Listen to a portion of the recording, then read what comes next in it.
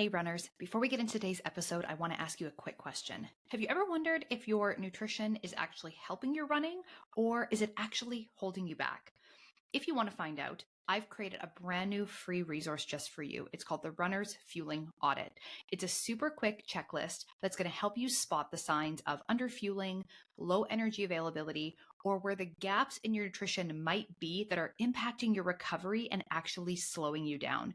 It only takes a few minutes to go through, and by the end, you're going to know whether or not your fueling is on the right track or if you really need to start making some changes to the way you approach your eating so you can start to feel stronger on every run, reduce your injury risk, and actually get the results that you're training so hard for. You can grab your free copy right now by clicking on the link in the show notes. Again, this is called the Runner's Fueling Audit. It's a free downloadable resource, and it's going to give you so much clarity on how you can start feeling smarter and running stronger. All right, let's dive into today's episode. Hello, and welcome to this week's episode of the Fuel Run Recover podcast. I, of course, am your host, Stephanie Natchuk, and today we are here to ponder the question and discuss the question about how much faster can you get as a runner? What is your potential for speed? What is your potential for taking time off of your race PRs as a runner? And this is a question that, I'm sure a lot of us think about for ourselves and kind of wonder about personally, what is my potential? How many years down the road am I looking? Can I achieve my, big dream of maybe qualifying for Boston or something like that? And of course, something that I think about too when it comes to the clients that I'm working with, not only because some people will come in and have specific questions for me, like, oh, do you think this goal is possible for me? Do you think it's an achievable goal for me? But also when you've been working with someone for a few race training cycles and you're seeing that progress build and you're seeing them improving and getting faster and all of those things, you want to wonder, like, where's the limit to this, right? How much faster can we all get? And then you also sometimes you'll see shared on different social media channels, like before and after kind of, finish time for whatever race in whatever year, and then finish time for another race a different year and the difference in times, whatever. And like sometimes it's very significant time improvements in just 1 or 2 years. So like a person might one race after another really get some good momentum and really start to see those PRs coming down. But other times, and these are ones that I really love, is when, a social media channel will showcase a runner who spent a very long time working toward a specific goal. You hear that sometimes of people will take a couple of hours potentially off of their marathon time. It took them a decade of trying and consistency to finally go from maybe being a 5-hour marathoner to a 3-hour marathoner, right? So when you think about it from that perspective and you see like what people can accomplish, not necessarily in a very short period of time, but with consistency and with years of trying, I really truly believe that the sky is the limit. So, I really think that shy of maybe like winning outright if we're not at elite status at a much younger age. I really do think that the sky's the limit in terms of how much better we can get. And I want to talk today about some of the variables with that, things that of course play a role in how much faster you can get, what that looks like in terms of potential. But what I mostly want to talk about today, what I really want to share with you are some of the things that I think are the best kept secrets when it comes to racing that can actually improve your time, for free, I'll call it, right? Like little things that you can incorporate into this training cycle, right? For this race you're working towards right now, that isn't just a matter of, well, you just need like more years of training under your belt. Because I think we can all agree that, how much faster can you get? Well, if you keep working at it, right? Yes, at some point, age is going to start to slow you down. But that age, right? That switch where we start to see our race times go down just due to age versus getting faster. That is much further down the road for most of us than I think we even appreciate or understand, especially for those of us who start running as adults and are nowhere near reaching our full fitness potential, reaching peak muscle mass, peak aerobic development, peak anaerobic development. Like we have not spent our entire childhood and youth refining these pieces of our physiology and building up all of this athleticism and fitness to the point where we have reached our full genetic potential by the time we're like, say, I don't know, 25 or 26 years old, right? Like the way that a lot of elite runners do. For those of us who pick up running and start taking running more seriously in our, late 20s, 30s, 40s, 50s, 60s, right? Like I have a client in the Fuel Train Recover Club right now. She's 76 years old and she is training for her second marathon. She's only been a runner for 8 years. So, no, I don't think that as the years go on here, she's going to automatically get slower. I think she has a tremendous amount of potential to improve her race times because she does not have a lifetime of already reaching that full performance potential. I hope you're understanding what I'm saying with that. So, anyway, training and just putting the time and the consistency and the dedication into having the right training plan for your goals and systematically working towards those goals, of course, is massive.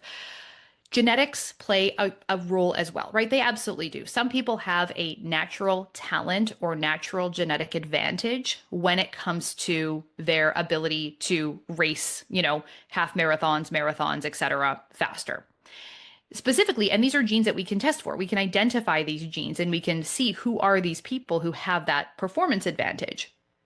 Some of it has to do with essentially baseline fitness. So without training, some people have a higher VO2 max. So again, they're just more fit. Even without actually being a runner, they just walk around with that higher VO2 max than other people. Cool, right? But then also we have to consider that there's another population of people, and there's some overlap here too, right? Some people are going to have both, where they respond to training more effectively than the rest of us. So if you took 100 random people and who had no prior running experience, they were all age 30, let's say, and you just got them started on the same running plan. So all of these people, random 100 people, you're going to put them all on the same running plan. A small percentage of those people that have these genetic advantages are going to build fitness and run and race faster than other people, even though they're all following the exact same training plan, right? And that's really, I think we can all kind of agree that that makes sense. Some people are just better at it than other people. But that doesn't mean that even though we might want to take that in as a factor, and doing this type of genetic testing is something that I do in my practice with my clients. Of course, it's not just about fitness, it's about all kinds of things related to nutrition and body composition and caffeine metabolism and stuff like that. But what I want people to understand about this is that it doesn't mean that you cannot reach a particular goal that you have, right? It doesn't mean that you can't get better, can't get faster, maybe shouldn't be a distance runner, right? That is not what I'm saying whatsoever. But what I am saying is that it might take you a little bit longer, a little bit more dedication and hard work to get to that point. Like the timeline for you to reach your goal, you might be someone who doesn't reach a BQ qualifying time in maybe 2 or 3 marathon cycles. It might take you 10 or 15. You might be the runner who it's just going to take you more practice, more time to more slowly build that fitness versus someone who it just comes more naturally. So with training, with genetics, with age, obviously these are factors in speed, right? Like I'm not trying to deny that they're factors in speed, but I think that age in particular is something that we shouldn't write ourselves off too soon. We should not write ourselves off too young and stop trying just because we've reached a certain age. A lot of the talk you hear and a lot of the research that we see about when do race times start to slow down, when do people start to lose muscle and lose fitness and those types of things. Some of that research is if we don't do any training. So the natural loss of muscle that we see as part of aging is completely preventable and reversible if we are strength training and doing the work to maintain that. So it's not just inevitable that we're going to see these, significant losses of muscle and strength, basically from age 30 on. That's what happens if we do not take steps to build and maintain muscle mass after age 30, right? It stops being a given that we just get to keep it. We have to work for it. And same goes with our fitness. But if we think, oh, I'm 30 or I'm 40 or I'm 50 or I'm 60 or, whatever now, therefore I should not continue to try to reach my full potential. If that's a goal for you, then no, I wouldn't base it just on age alone by any stretch. Now, of course, for people who do have many, many decades of running under their belt, you might have reached all the goals that you want to reach, and you are happy to take your running a bit more leisurely and have a little bit more fun with your running and take it less seriously, have less pressure on yourself than you did prior. And that's great, right? I'm not saying that everyone has to like only ever strive for speed and like be hyper focused on it until the day we die. Of course not. But I sometimes will hear clients who are concerned about their inability to continue to grow or their inability to reach certain goals or milestones with their running because of their age. And I just don't want that to be something that we allow us to give up on ourselves because of that. So when trying to look at the data on this and trying to kind of see like, what can a person expect in terms of improving race times from, year one as a runner to year 10, 15 or whatever as a runner. Of course, your marathon finish time, for example, depends a lot on your starting point, your fitness level, your genetics, right? How you trained for that first marathon versus the 10th marathon, right? Because sometimes that first race we do, that first marathon we do, we did not do a good job of training, right? The time, our finish time was reflective of the fact that we made a lot of mistakes and there was a lot of lessons learned along the way heading into that. But in any case, some research on recreational runners shows seeing up to about a 20% improvement in finish times over a 10-year period. If you have already achieved that, now again, I mean, how are these people kind of training? How are we coming to that conclusion? Are you just looking at like aggregate data? Are you putting people through proper interventions to like really teach them how to run and how to fuel and all of that stuff, right? So I don't want to use that number and say, oh yeah, okay, if you've reached 20% better from your first marathon to say your 10th, let's say you run a marathon a year, and from your first marathon to your 10th, you've improved by 20%. Therefore, that's it for you. Like, I absolutely not, right? If you've already achieved that, do not let that stop you from continuing to set goals because, again, I truly believe that the sky's the limit. So, let's say your first marathon, you had just started running and you didn't come into running with like a lot of previous fitness experience. So you're not changing to running, switching to running from like another sport where there is already going to be a base level of fitness and athleticism that you're just switching gears over to running, right? Let's say you are new to exercise in general. You start running and within a couple months of starting to run, you're doing maybe, 3, 4, 5K a couple times a week. You're not running a lot, but you're getting into it. And you decide that you really want to run a marathon. So you look down the road and you see that a lot of marathon training plans are, 4, 5 months, that kind of 16 to 20 week mark. So you're like, okay, you know what? It's going to take me just 4 or 5 months to train for this marathon. So I'm going to sign up for a marathon. I'm going from like couch to marathon, basically, right? Skip the couch to 5K. We're going from couch to marathon, which I don't really recommend. I don't think that that's the best way to go. I do think that there's tremendous value in building your endurance a bit more slowly. But there are a lot of people who want to tackle the marathon first as their kind of first big race goal. It just should take you a little bit longer than just 4 or 5 months to train for that. But anyway, conversation for another episode. But for this first marathon cycle, right, your focus has to be just building volume and building endurance, right? Like you just simply have to train your body to be able to cover that distance and do the marathon, like physically go for 26.2 miles. Because if you're focusing on too many other things, like you're spending a lot of time focusing on speed versus endurance, or maybe you're not building the volume that you need. You're going to have a really hard time on that day. But anyway, let's say you don't know anything about hydration and fueling. You're just simply focused on getting across the finish line and just building the endurance that you need to be able to do that without like seriously hurting yourself. So you finish your first race. And then after that, you look and you start to learn more, right? So you start to learn more about proper training strategies, right? Base building, hydration, fueling. Maybe you stumble across my content, maybe you find my podcast or my Instagram page, and you start to like see that there's all these things that I didn't know about. There's all of these things that I've not come across before, things that I wouldn't have even thought of, and tapering and all of these terms that are just have never come across before.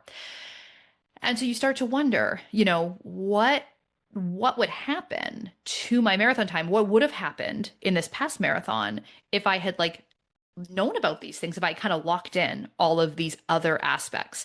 And so these are some of the things that when I mentioned earlier in the episode, these are things that you can do for free, things that don't require more years of your life, things that don't require more time or some kind of switch in genetics that we do not have at this point in time. I want to talk about some of these things that can boost your race day performance basically like in the very short time frame between now and your next race. So if you are racing in the next like couple weeks to couple of months, then these are things that you can do and think about and incorporate now that are going to really help you see an improvement in your race day performances. And this is especially important if you're a runner who has been kind of stuck in a bit of a rut or in a bit of a plateau with your race times. Like if you are trying to get faster, but you're not, and you keep hitting the wall at the same point in your long runs or in your races, you keep struggling through some of your workouts, you are having gut issues during your races. Like if you're just putting in the time and putting in the effort, but it is not paying off, before you walk away and say, okay, I've reached the limit on my genetics or my age is impacting me here. Like, but before we start to blame other things and think that it's other things, I want you to make sure that you are locking in these couple of factors so that you can give yourself the absolute best chance possible of seeing those race day performances that you've been working so hard for. So, number one, the first thing is tapering.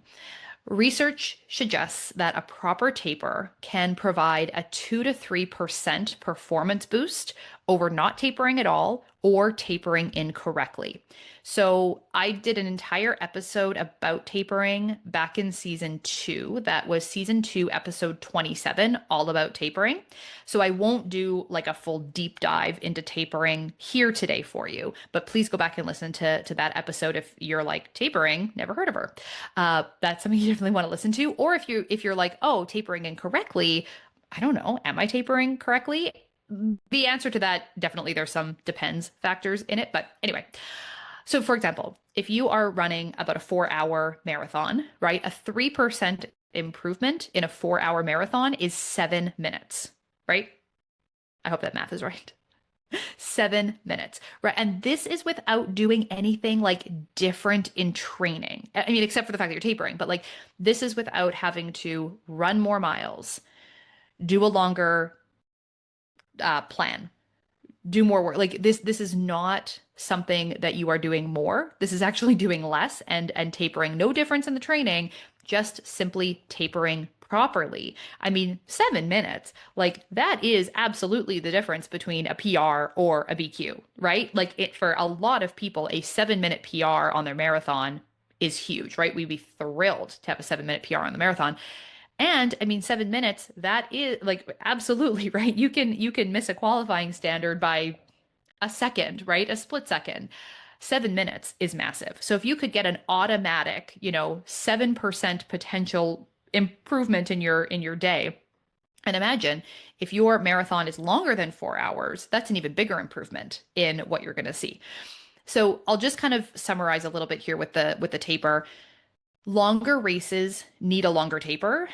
And so the longer distance, 10K, half marathon, marathon, the longer your taper should be for the longer the duration of the race.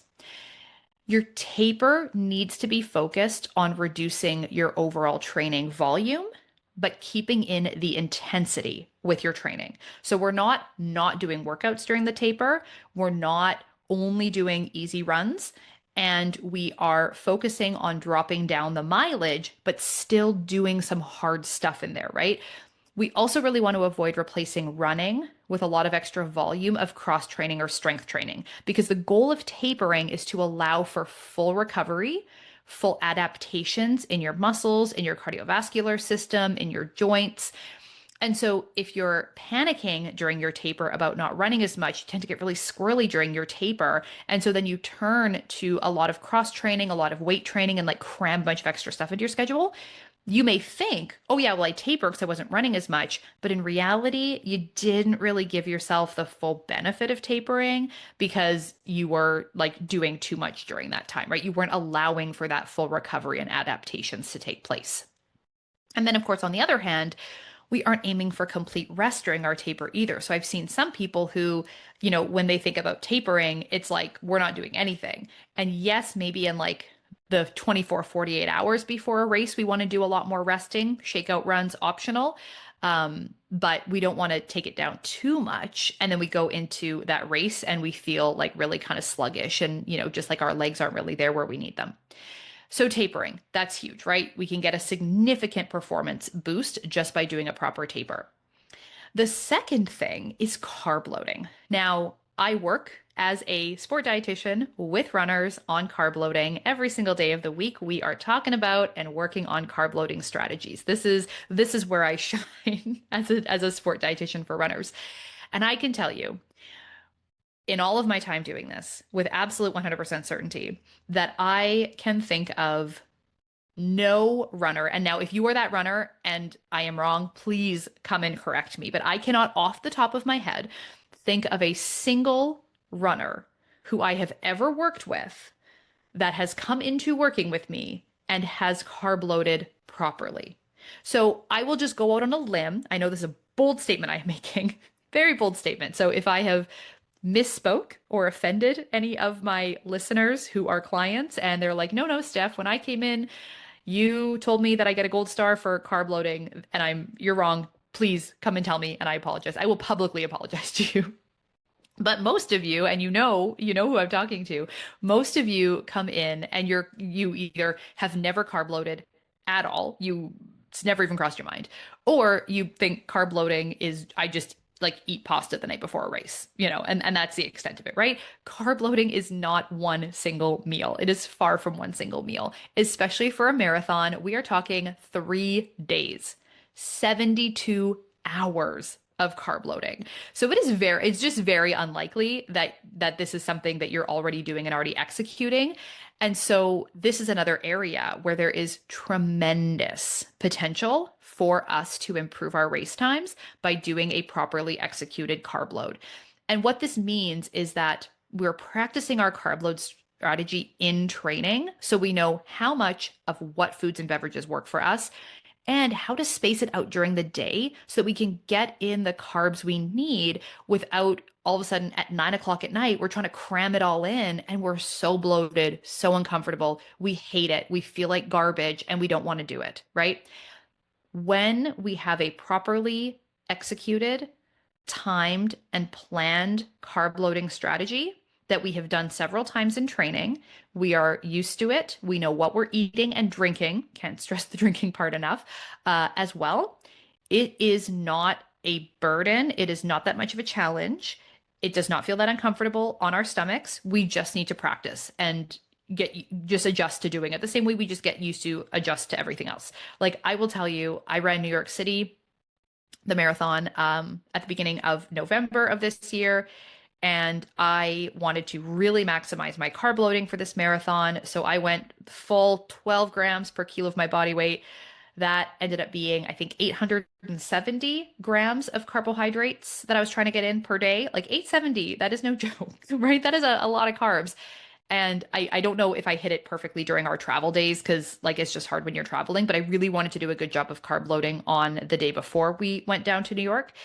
And I did. And it wasn't that uncomfortable. It wasn't that hard, but this is also not my first rodeo with it, right? This is something I've done, I've practiced. I did it, not quite to that extent, but for a previous half marathon that I ran earlier this year. So anyway, if you've had a bad experience with carb loading in the past, I would highly, highly recommend you revisit what you did, what your strategy was, how you executed it, what you ate, and talk to a dietitian. Book an appointment, sit down with a sport dietitian like myself to review your carb loading strategy and get one that is going to be much more effective for you because it should only boost your performance, only improve what you have to give on race day, not cause you a whole bunch of issues. So, when we look at the research on carb loading, what does it say about a performance improvement? And basically, we see that for events over 90 minutes. So, if you're going to be running for longer than 90 minutes, so that's going to be, of course, the vast majority of half marathoners and all marathoners. The world record for marathoning is not under 90 minutes. So half marathoners, and of course anything beyond that. Carb loading can boost performance by an additional 2 to 3%. So if we were to just like put this together, do the math here together, right? A proper carb load and a proper taper has the potential to give you a 6% advantage on race day, right? If we're talking again about a 4-hour marathon, that's like 14 and a half minutes off of a 4-hour marathon, right? For free. These are things that we are doing that we don't need to spend more time. We don't need to do anything different with our training. We don't need to change our genetics. We don't have to become 15 years younger. Like these are just things that we can start incorporating that is going to make a potentially tremendous, tremendous difference. And again, if we're talking about longer than a 4-hour marathon, that improvement is only going to potentially get bigger. So absolutely the difference between a BQ, a PR, reaching our goals or not reaching our goals. Now, the third thing is going to be our intra-race fuel.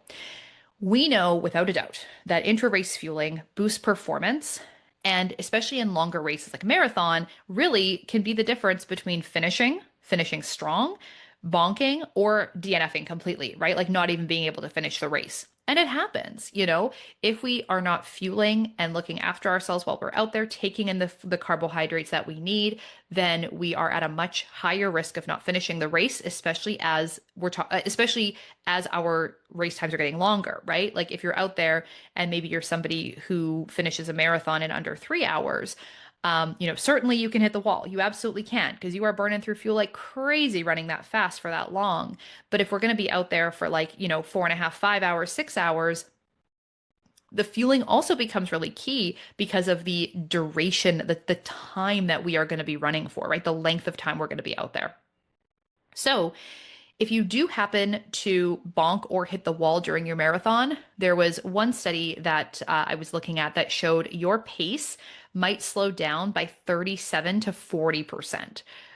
Compared to your pre-bonk pace. So the pace that you were sustaining before you hit the wall, for the remainder of that race, you might slow down 37 to 40% from that initial pace. So like for the sake of easy math, because I'm all about, let's keep it simple here.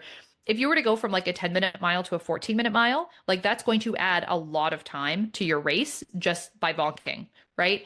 And that 100% can be the difference between a PR day, BQ day or not, right? That absolutely can be the difference between reaching a goal and not reaching a goal. And maybe this has really been your story as a runner, where you tend to start strong, tend to get out feeling fine, going fast, did a good taper, whatever, right?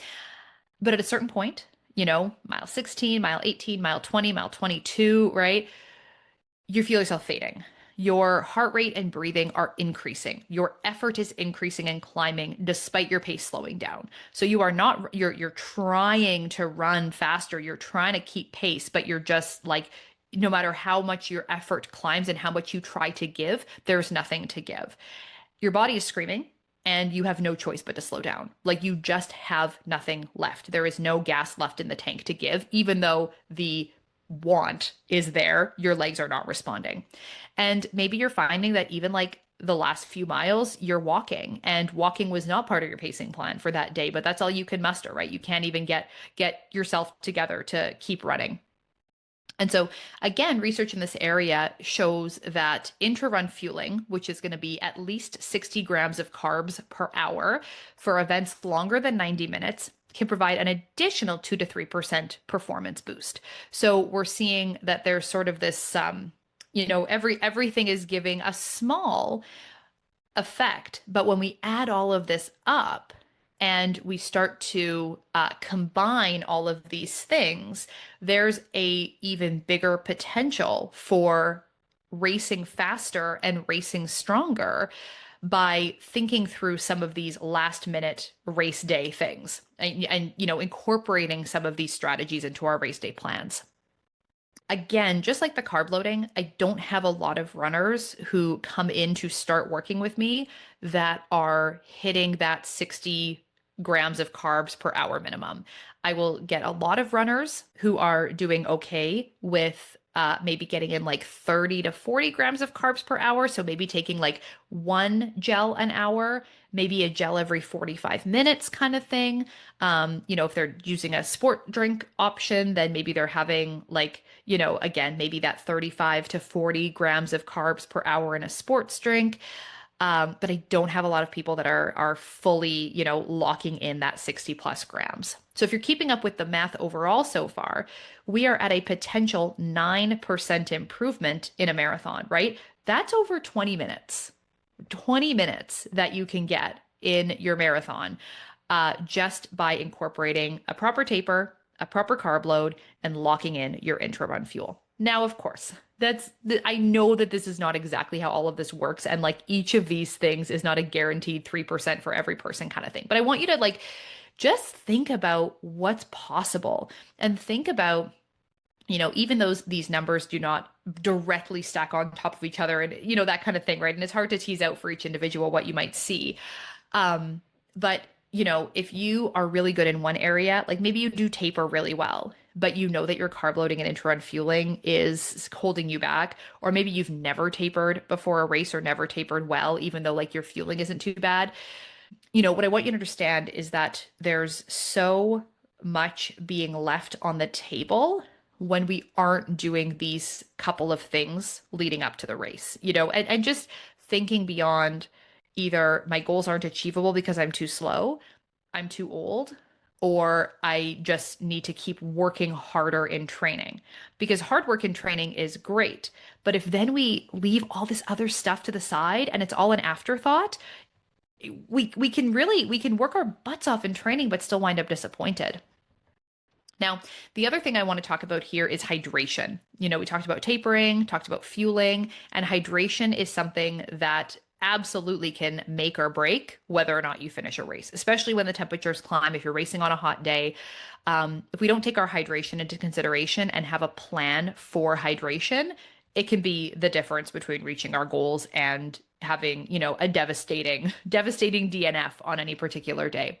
And this is because when we lose more than about 2% of our body weight from sweat during a race, we're at risk of that dehydration negatively impacting our performance.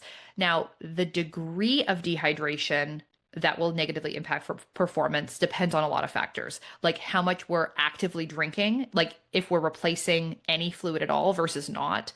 The temperature, the humidity, how hot we feel is a huge one. Like we can reach a much higher level of dehydration without it affecting our performance if we don't feel like we're too hot.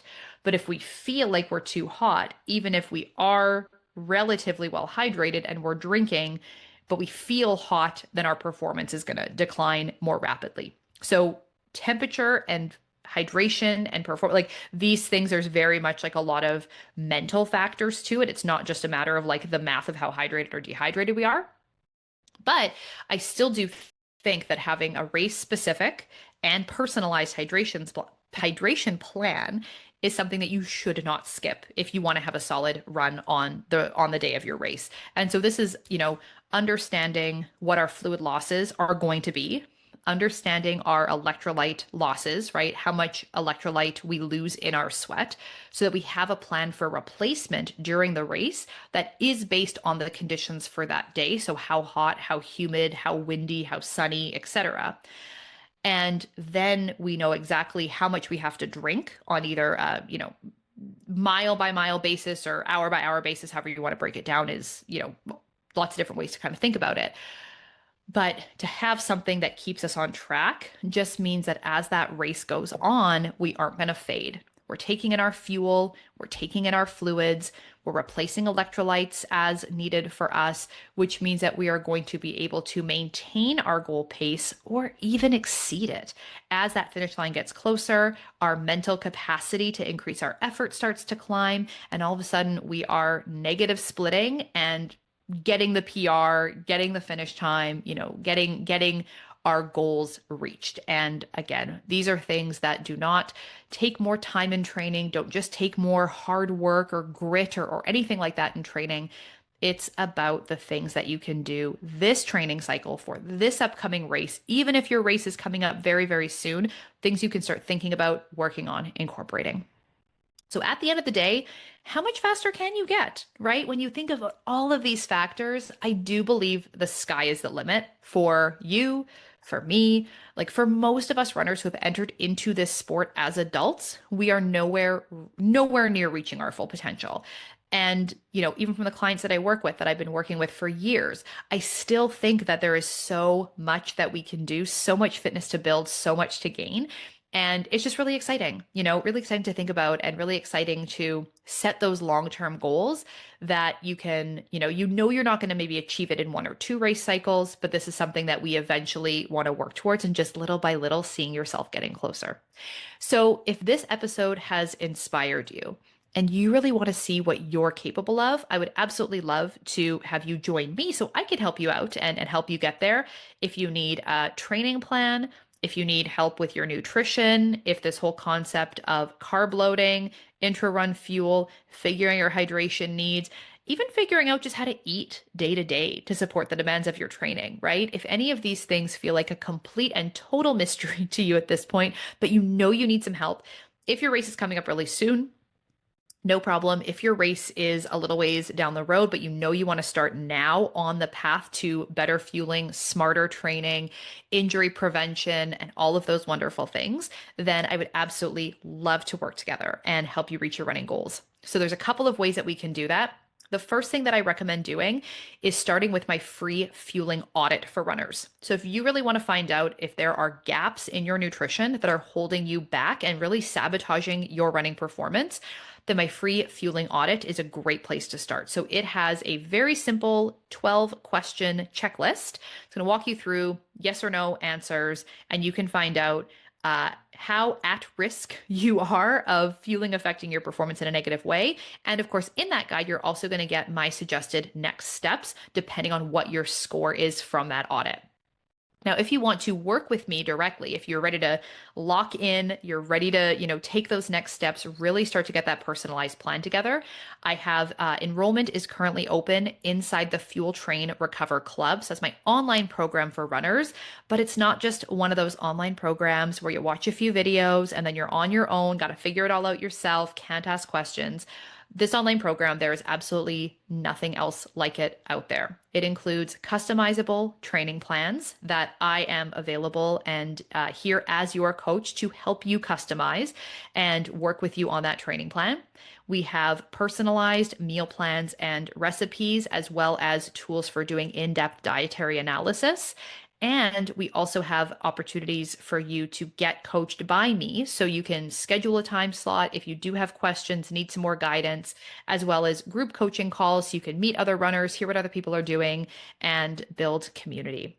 So you can work with me inside the Fuel Train Recover Club. I highly recommend checking that out. It is a great coaching experience. You get all of that one-on-one guidance that you're looking for, but the price is absolutely phenomenal. It's only $89 a month for all of that, your nutrition and your training and your strength, all of it for under $90 a month is incredible. And of course, I also do take a small number of one-on-one clients. So if you are looking to go that next level of science-based, data-driven, one-on-one run and nutrition coaching. We use the nutrigenomics test. We look at all of those factors around how your genes affect your nutrition requirements, affect how you respond to training. I put together for you a completely custom running plan. We also, again, have those personalized meal plans and in-depth dietary analysis tools. So that is how to work with me one-on-one. Again, I take a small number of clients each season for one-on-one coaching. If you're interested in any of that, you can find all of the links in the show notes. And of course, if you want to connect with me over on Instagram, you can find me at Steph the Runner's Dietitian. All right, I hope that you enjoyed this week's episode. I loved having this conversation with you about performance potential. Hopefully, drop some gems so that for your next race, you're thinking about tapering, thinking about carb loading, thinking about hydration, thinking about intra-run fuel, so that you can shave 20 plus minutes off of your next marathon. All right, that is it for this week, and I will see you right back here for next week's episode. Bye for now. The information on this podcast is for educational purposes only and is not to be used or relied upon for the diagnosis or treatment of any health condition. This information does not create a client-practitioner relationship and should not be used as a substitute for professional medical advice.